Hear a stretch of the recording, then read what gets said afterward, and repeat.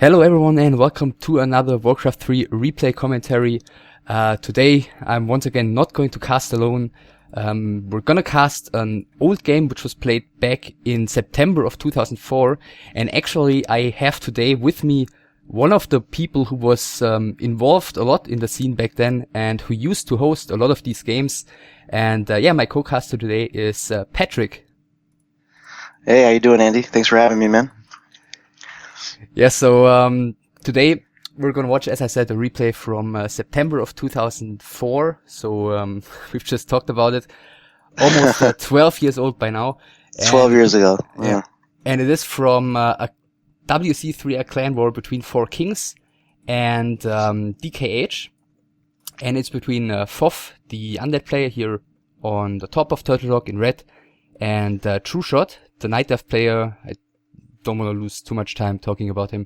The Russian played for DKH back then, for the L clan as well, but not really on the forefront of the Russian Warcraft 3 scene. But let's get right into the replay, I'd say. You ready? Yeah, absolutely. Yeah, let's do it. I'll count down, and at go we start.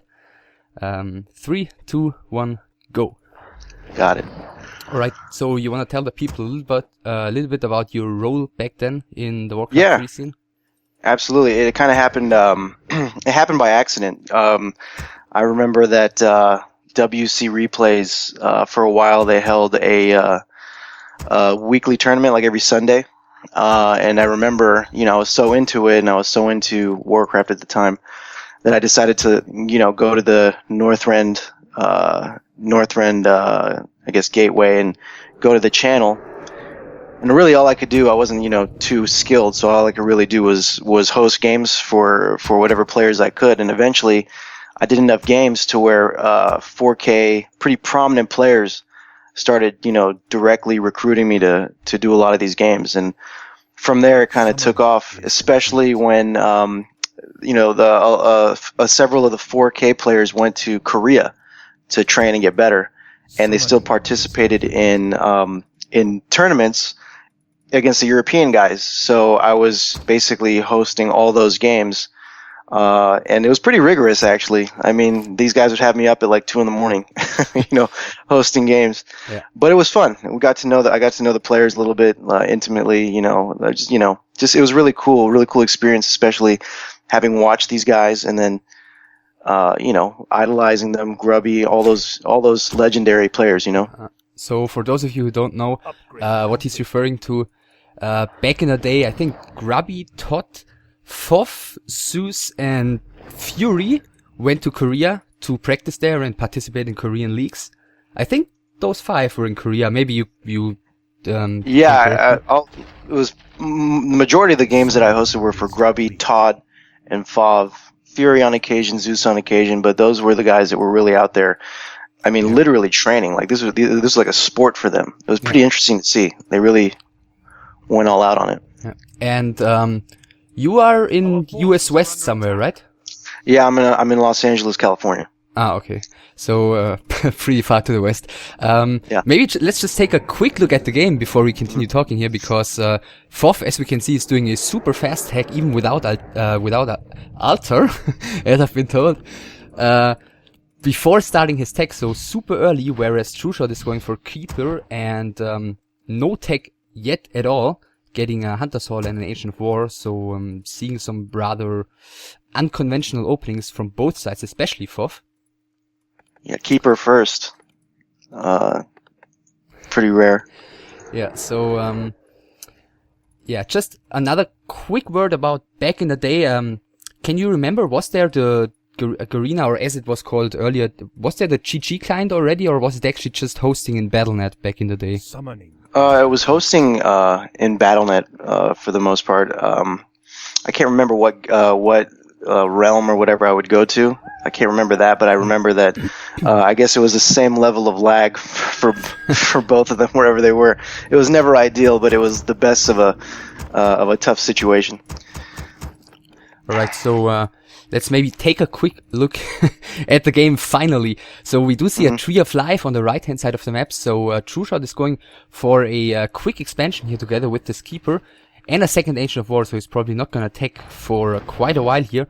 whereas FoV is almost like 80% done already, and he's getting his second crypt, so FoV, guess needless to say, one of the most well-known gargoyle players back in the day, and I guess that's just what we're gonna see here.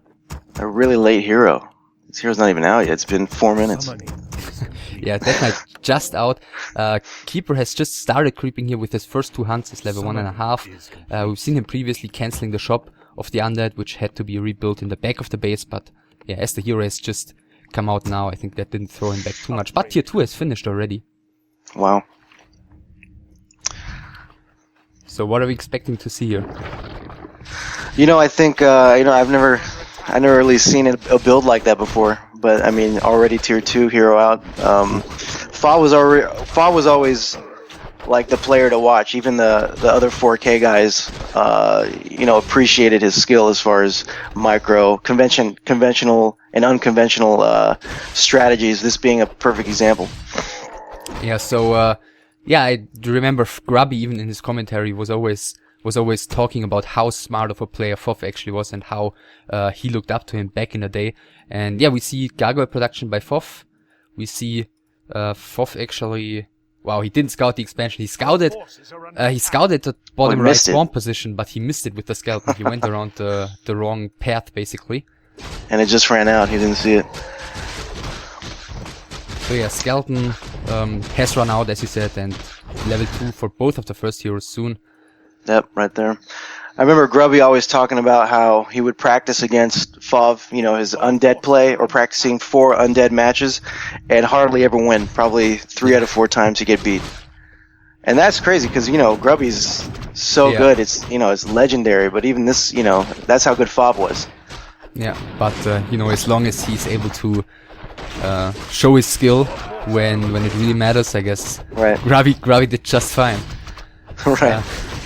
By the way, we do see a tier 2 tag in the meantime by the nightelf, and he's switching into archer production. Only produced 2 hunts here. I mean, I'm assuming he saw the very quick tag with this keeper in the beginning, and knowing that it's going to be gargoyles very quickly, I guess there's not really any point in investing into a lot of hunters early on. Dark Ranger second for FoV. Yeah, so he continues the unconventional playstyle here, starting with his gargoyle harassment 4 out right now, and yeah, Dark Arrow first, so he really wants to work against those archers apparently, which in low numbers against gargoyles and, undead heroes, not as easy to pull off. Not at all, and it looks like his first skill for the Dark Ranger is the, was it Poison Arrow? Help me out with that. The Dark Arrow, right. And the Lightning Shield is actually used pretty nicely, but he's going to be forced to Town Portal, because wow. He lost his DK, oh man. Or was that intentionally? I mean, he's clearly gonna win this fight. No chance for TrueSHot, but letting the level 2 hero die? Was that on purpose? I don't know. I don't know. It might be one of that unconventional playstyle we were talking about earlier. Dark Ranger is getting away for the moment, but the Huntresses are quicker. In the meantime, the Archers are clearly getting a beating here. There's no way, as I said, they can win and actually level up. Still saves the Dark Ranger for the moment. But look at where the keeper is going. You need to be careful. You can cut him off here. It looks like that's just what he's planning to do. Dark Ranger down to 24 HP, and he's actually seeing the keeper with the guards right now, and he's turning around. Oh, the turtle. Yeah. I think didn't the archer get the last hit here? Keeper is 3.5. Couldn't tell. Looked like the turtle might have done it, but I'm pretty sure that FoV didn't intend that. Okay, and so hero-less FoV versus a level 3 keeper. Yeah, and the expansion running. He's tried to do some blocking there with a skeleton. And just when you said previously you've never seen anything like that, I'm pretty sure you've seen it before. Yeah. It's funny, I'm also watching my old self typing whatever I'm typing, and it's obnoxious. I wish I could block it. I don't know what I'm saying here. Okay. Yeah, I've blocked it, so viewers unfortunately cannot see it. Maybe it's better for their perception of you. So DK is back and he's staying tier 2 for now, FoV that is, so he's gonna rely a lot on those gargoyles for the moment. Where's the keeper? Excuse me, just continues to creep. Death Knight's back out. And the pressure is going to continue. 1 Agent Protector at the expansion right now, and 1 Agent of Wind added here on tier 2 for TrueSHot? I can't really tell what direction either of these players is going. As far as I know, that TrueSHot can't stay at just these units. It looks like he's got an Ancient Wind though just come out. Start producing a. So so the archers. This is kind of reminiscent, I guess is the wrong word, because it's because it's been way further in the past, but it's kind of reminds me of what Starshaped used to play the last couple of years with his early keeper.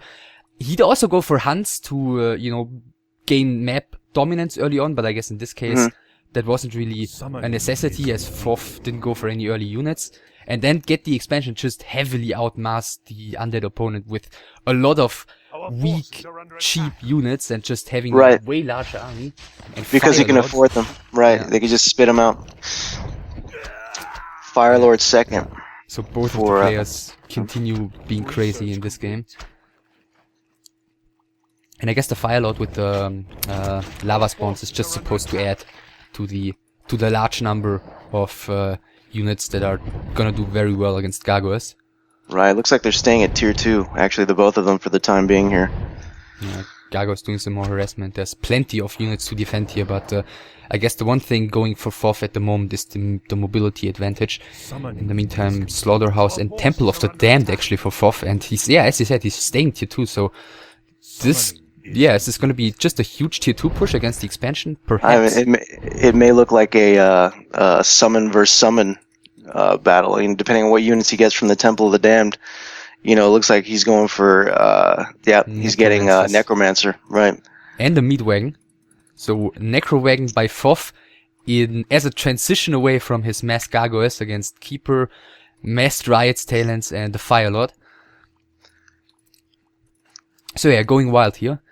By the way, this is game number 2 in a best of 3 series with FoV leading 1-0, so FoV can afford going a little bit crazy here. And yeah, as I said, the only thing that's really going for him currently is the mobility advantage, and he just tries to annoy the shit out of his opponent as best as he can. If I saw earlier, it looked like TrueSHot tried to build a Ancient Protector. This is probably his third attempt right here at building an Ancient Protector in the back. The undead heroes are actually quite uninvolved. They're just, running around back at the base. So he's focusing mainly on this harass here to essentially buy him time, it seems. Yeah. Dark Ranger got a new rod. Death Knight got a new rod. So he's got 8 charges of rod. He's going to have Necromancers and Dark Arrow. It's going to be a whole bunch of skeletons for him. Right, exactly. No dryads. No dryads out, and certainly not enough wisps to detonate all that could be created, so it looks like they'll be able to get away with it.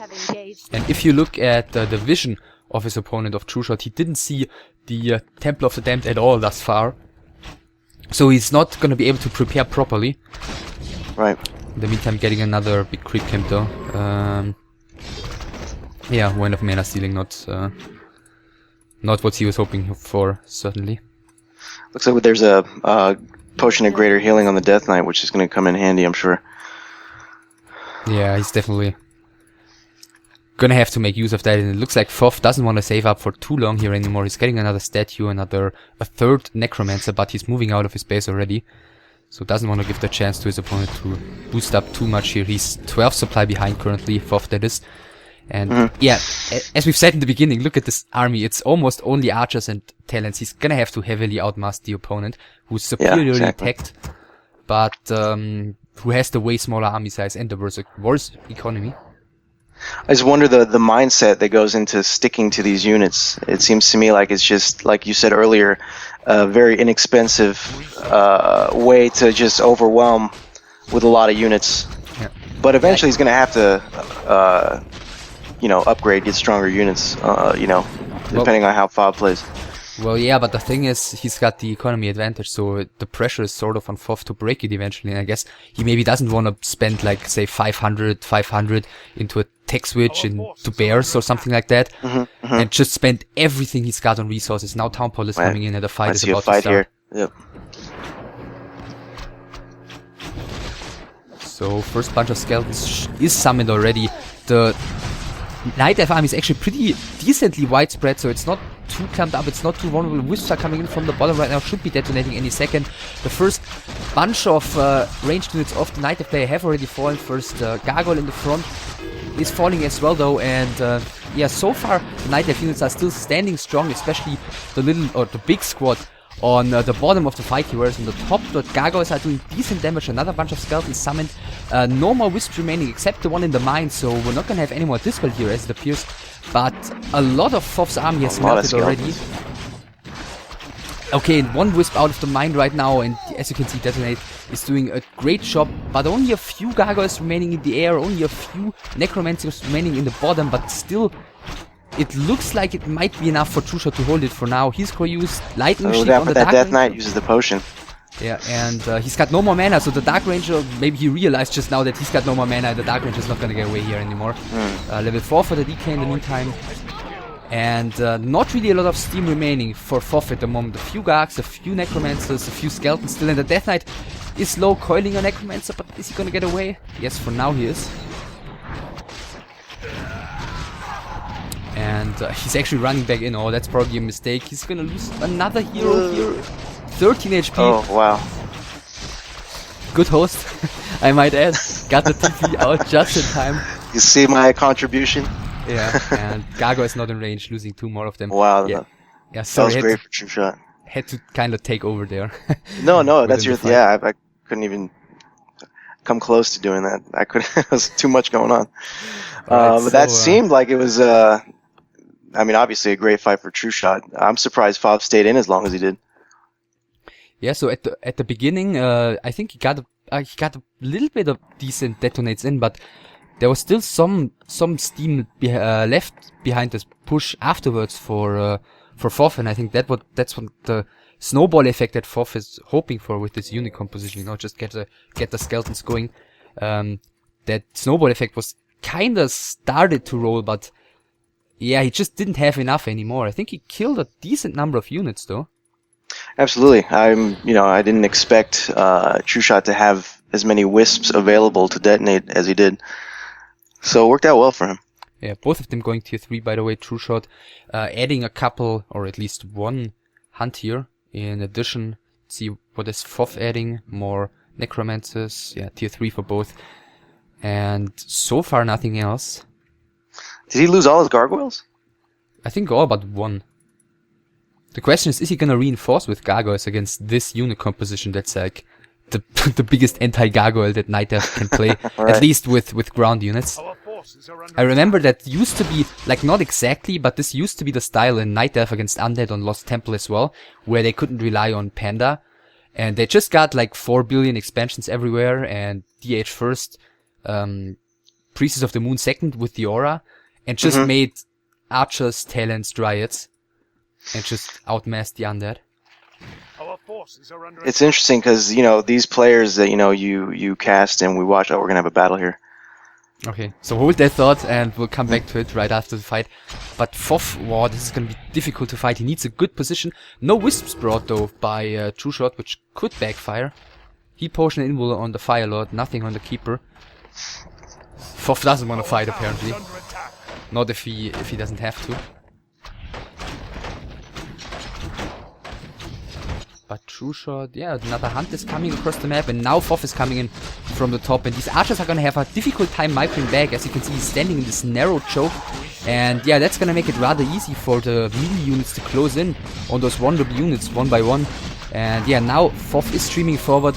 A bunch of archers have already fallen, not too many ghouls have fallen yet by the undead player, and as you can see, more and more skeletons are coming, and this is a terrible fight for TrueSHot, and FoV might be fighting his way back in here, surround against the Fire Lord, invul potion used, Keeper 5.5 already, but look at the skeletons, just, wow, doing such a good job, and there's the town portal actually by TrueSHot. Still, he's got the way stronger army, but that was not a fight. Wow. Clever to take. He cannot afford fighting in this game without wisps to detonate. I mean, just, I guess you can count one skeleton, say 1.5 supply, I think is generous. That's like, I don't know, 10 skeletons or what he had easily. They're relying heavily on this, and for some reason it doesn't seem like TrueSHot is doing the obvious of bringing wisps and at least making him maybe some dryads to dispel it, but it might be his confidence and his ability to just overcome it anyway. Go Go ahead. Go ahead. Yeah, sure.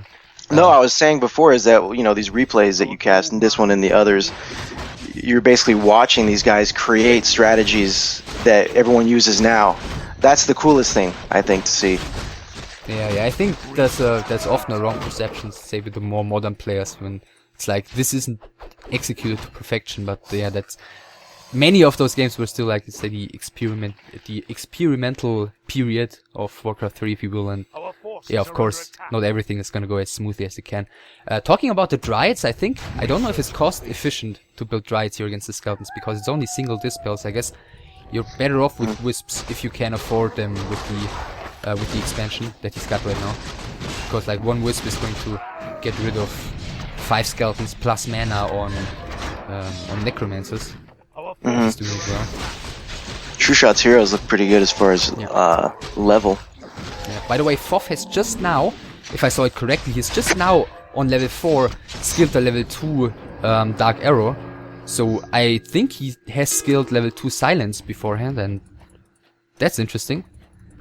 Because I guess Fairy Fire is like a decent addition, but denying it isn't the key to victory here. I would have thought that stronger Skeletons might be. But, how much is it? Minus 5 armor? Fairy Fire? I think so. We can just look on one of the undead units, right? No. Right. Oh, the Fairy Fire's gone. He's got 1 Destroyer in the air right now, and he's got a tiny bit of mana, so he just dispelled Fairy Fire. I think minus, like, is it 5? I don't think it's 5. It's a little bit less, I think, because the orb is 5, and the orb's kind of stronger than 1 Fairy Fire, I think. Yeah, and he's produced tons of hunts here, TrueShot, and against the large number of ghouls and no more reinforcing gargoyles, this might just be the right choice by him. He's looking ready to push 90 supply against 53. No town portal though. The main's 300 for FoV, and the expansion's still 4,000. It's like a little positioning going on here. He's just trying to get in the right place.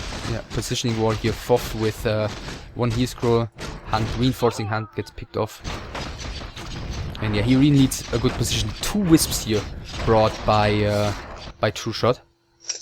And he's bringing more. Look at his main. I think he's bringing those across the map right now, since his main just expired and the fight begins. And shall I take over again?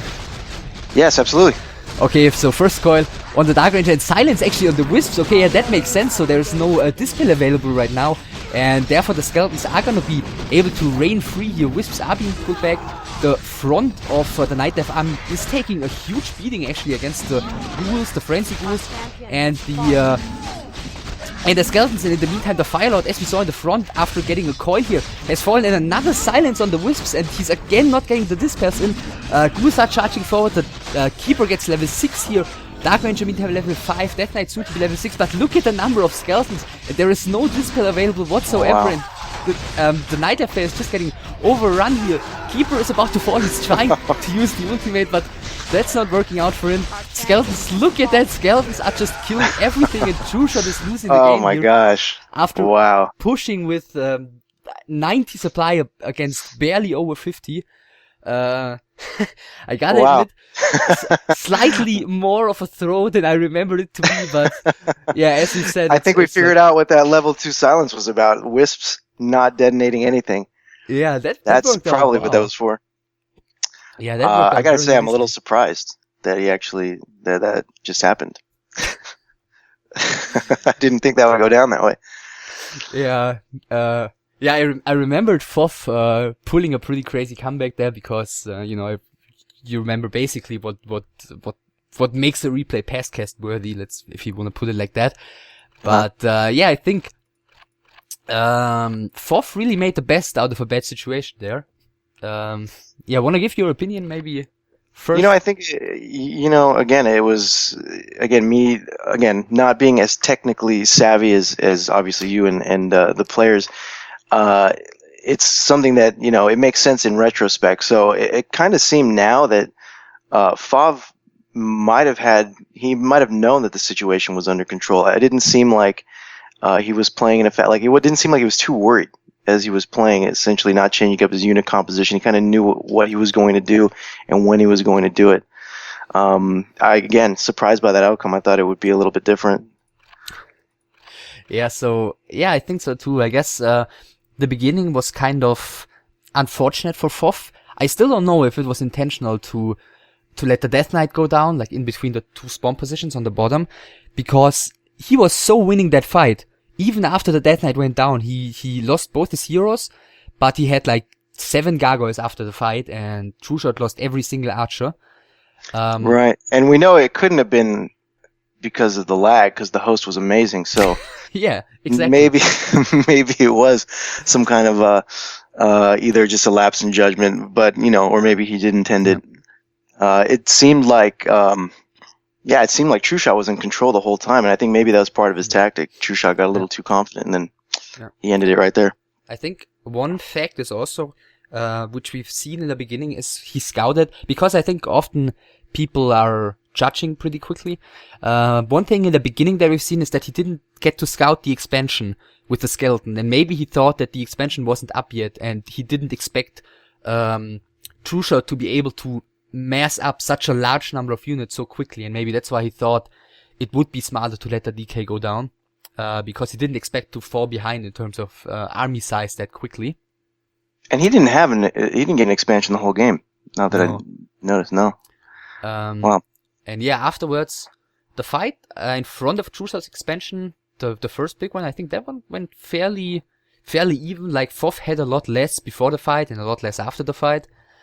And yeah, just the end fight was skeleton power overwhelming. Yeah, just silencing those wisps. I mean, we kind of caught us both off guard because we were thinking level 2 silence must be for the fairy fire, but I think that he intended to just silence the wisps, which allowed those skeletons to just go crazy. And they were just, as you saw, they were just multiplying until it was nothing but skeletons and a dead keeper. Yeah. Okay, so anything more to say at the moment? I actually want to give you kudos, and I think everyone watching would agree. You're tremendous at what you do. Much appreciated, because it's nice to see people like yourself keeping this game going, keeping this game alive, keeping it relevant, and kind of bringing it back. It's I'm a big fan, so I really want to thank you, and it's an honor to have been able to do this with you. And I think I speak on behalf of everyone who's watching. Please keep it going. Please keep it going. Oh wow, that's so generous. Yeah, thanks for that. Wow, didn't expect to hear that, but yeah, sure, I'll take it. It's a big thank you from your fans. Okay, yeah, that's very much appreciated. Yeah, so I want to thank you as well for contacting me actually and asking me to do this. I think it's nice to hear an outside perspective basically or more insight basically, but let's say a more how do you call it, well-rounded, and not just basically tunnel vision in game. Well, yeah, I appreciate it. Thank you for having me. I mean, yeah. I think that, the thing about having hosted these games for these guys, as I had said before, is, we'd sit in channels for, hours, maybe, an hour, 2 hours waiting for other players to arrive. And then, you get to know these guys and you find out they're just, regular guys that like to get drunk and meet girls and eat food, but they happen to be particularly skilled at something that we all really enjoy, and so it's cool to see that. It just kind of it made me appreciate the game more, because you kind of get a little bit of insight into these people that we watch regularly and that are so skilled at what they do. So it was a really cool experience. Yeah. So I guess you'll hang around YouTube. So I guess if anyone has any questions concerning your experiences with the players back in the day, I guess they can feel free to ask in the comments. Absolutely. Yeah. And other than that, I guess we'll close it for now. From me, as always, thanks everyone for watching. Give a thumbs up. Tell Patrick if you enjoyed it, and me as well. And subscribe if you haven't done so yet. And I'll leave the last words to Patrick, and I'll see you soon. Bye. Bye, everyone.